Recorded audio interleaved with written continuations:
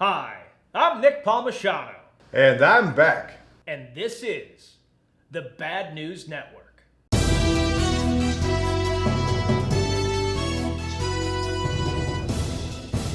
This week, in a shocking twist of events, politicians have disappointed me once again. I know, I couldn't believe it either. This time around, it's in reference to the investigation of the Capitol Hill riots. Republicans just voted down having an investigation of the incident despite getting everything that they asked for from the Democrats. The conversation went something like this. We want to investigate this thing, only if it's fair. Yeah, we want it to be fair too. What are your terms? Well then, we want 50% of the people investigating to be Republicans. Cool, we'll do that. Yeah, well, we still won't do it. Why? Because you'll make it political. This is dumb. It isn't that I don't believe it will be political. Of course it will be. But so what? Don't get me wrong.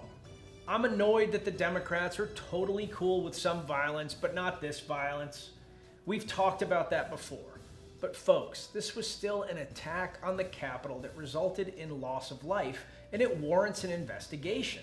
A recent poll says 72% of Republicans believe that the protests were actually liberals disguised as Republicans, despite over 300 arrests almost exclusively made up of Republicans, including military officers and police officers. Now, I don't think these polls are accurate, as I've met literally zero people who believe this, but if it's even 30%, it's a real problem. We have to deal with reality, and the reality is that if we look back across our history, we've improved when both parties work together. That doesn't mean everyone gets what they want every time, or any time. It means the friction of creating legislation makes our country better. If it remains our team versus their team, even when the evidence points in a different direction, then we're all morons. And please understand that my criticism of the Republican Party right now does not equate to the endorsement of the Democrats. It still blows my mind that we spent years calling out Trump for having kids in prisons, and now, not only are they still in prisons, but the Biden administration has made it virtually impossible for visitors and the press to come to the facilities. And no one seems to care. We're just supposed to trust them because it's a Democratic administration, not named Trump? Why isn't this an issue anymore? The hypocrisy is outlandish. But the BNN audience tends to cheat right, so I like to address issues here that apply specifically to Republicans or independents, even though it never ends well for me. I'm dumb like that. I don't mind the criticism. Serious question for conservatives like me. What do we want in a Republican Party? The party of the last few years seems to just be whatever the Democrats want, we don't want it. We have people like Green and Gates getting held up as some kind of icons. Like, these people are clowns, possibly criminals. I wouldn't hire these people into my company. They're not smart enough, they're not talented enough, and they lack integrity. Hell, I wouldn't hire these people to make me a fucking sandwich, let alone trust their opinions on how to properly govern. So why are we in their corners? Straight up, if I was running the party, I would have fed these people to the fucking wolves. We need serious people in office again. We need thinkers. We need negotiators. We need legislators who are respected by the American people and the opposition party that are actively trying to make a difference in the citizens' lives. We don't need influencers or dudes trying to scam on teenagers. I'm really tired of being tired. The Republican Party needs a platform. What is the Republican vision of America? Because calling out Democrats isn't good enough for me, and it shouldn't be good enough for you. If only one party is providing ideas and the other party is obstructing those ideas rather than providing some of their own, they have no one to blame when things get f***ed up but themselves. Zingers on social media is a young person's game. I expect it from a 20-something. It feels good. It feels like you've won something. I'm in my 40s now. Getting someone just creates enemies. Conversations, exchanges of ideas, negotiation, empathy, respect. Those are the tools of adults. By the time you're in the Senate, I expect more from you. I expect governance. And also, all sunglasses at rangerup.com are 30% off this weekend. 3 different sets. These here, the Patriot, are polarized. They're all great for shooting. Maddie and I use them all the time, or we did when rounds didn't cost $7 a piece, but you know, we blank fire with them. But these sunglasses are available at rangerup.com for 30% off this weekend, and they are awesome. Come take a look. A shooting in Fort Smith, Arkansas left the victim and the shooter dead, but could have been worse. The shooter was 26-year-old Zachary Arnold, and he was screaming for people to come outside of their apartment buildings. Two elderly women went to console him before realizing he was armed and running back inside. Making his way into 87-year-old Luis Hicks's apartment, Arnold shot him multiple times before going back outside and taunting his neighbors. Before things got even more out of control, one badass resident decided to take things into his own hands, grabbed his hunting rifle, and put a round in the shooter. The hero's name was not disclosed, but all of the other residents in the apartment complex are super grateful that he stepped up and took down the shooter. Without his help, there would have been way more damage done, and possibly a lot of life lost. And not to get too political, but we all know the media will, but this is the Second Amendment in action. Without the right to bear arms, our hero would have had to just take cover and wait it out. There are a lot of ways to combat a situation like that, but hope is not an option. 21 people died in a Chinese ultramarathon event. The event, which was a 62-mile race, started in warm temperatures on Saturday before the weather turned into aggressive hail and strong winds. Apparently, nobody thought it was a good idea to monitor the weather. 170 brave souls, or crazy people, depending on your opinion on running, entered the race. China's General Administration of Sports said that they would improve the safety of future ultramarathons and urged the race organizers to take appropriate safety measures. The sour weather caused mudslides and flooding in the more mountainous regions of the course, and so 1,200 rescue workers were called in to search for the missing runners. In China, this is considered an incredible tragedy. However, the owners of Tough Mudder and Spartan Race plan to bring mudslides into future events. The coup in Myanmar has pretty much finished at this point, but it seems the bad guys have won. Seen for the first time in a procedural court hearing, Miss Suu Kyi has made an appearance outside of her home. She was seen sitting straight back with her two co-defendants. Her lawyers told the press she was allowed to meet them for 30 minutes before the court hearing began. Her previous meetings had been by teleconference. Thankfully, her team says that she seems fit and healthy as ever. The military is planning to ban the NLD, Myanmar's Democratic Party, and in her hearing, Suu Kyi states, "Since the NLD was founded by the people, the NLD will exist as long as the people exist." Which is a pretty badass way for standing up for democracy. The NLD received 82% vote in the November election. Her supporters say that the hearing is largely political, which anyone could have guessed, and that they are being used to discredit her. If she is successfully charged with any of the offenses, she may not be able to run for office in the upcoming elections. The current military president is promising to host another election in 1 or 2 years. You can see the problem here. Resistance to the military rule is widespread, but over 4,000 people have been arrested, and more than 8,000 people have been killed by the security forces. Bear in mind that most protesters over there are young people and generally not harmful folks. Most of their acts of resistance are non-violent, but that's not to say that they couldn't up the ante a little bit. In fact, armed resistance seems to be growing over there. At least 40 members of the police force have been killed by local guerrillas. It's definitely escalating over there. We'll see how this pans out. In happier news, the Galapagos tortoise that has been presumed extinct since 1906 has been found. So far, the female is the only one found, but scientists have found scat belonging to multiple turtles, suggesting that she isn't the only one.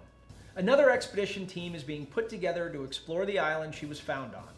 This reminds me of so many movies where Jason Statham or The Rock has to go protect a wimpy scientist and develop an adoptive father relationship with this orphan child that everybody thought would be fun to take to this unknown island. If King Kong or Godzilla or the Kraken emerge in the next few years, my money is on these guys for causing it. Just leave the tortoise alone. Most of the time, when you're a big drug kingpin, you are constantly paranoid that you can't trust anyone, even your closest friends. But what do you do when you can't even trust yourself?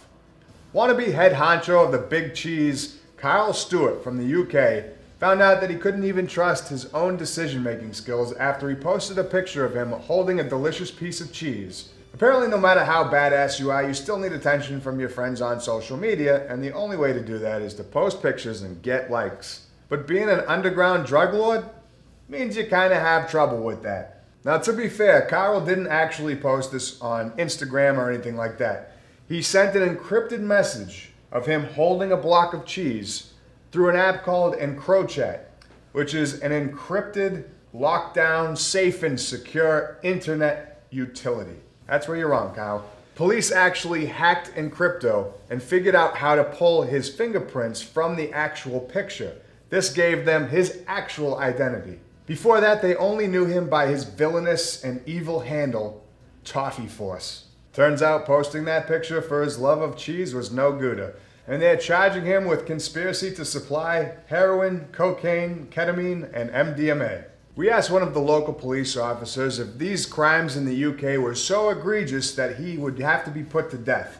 Should this man go to the death chair? The police officer, an immigrant from Jamaica, said, "No, manche go to jail."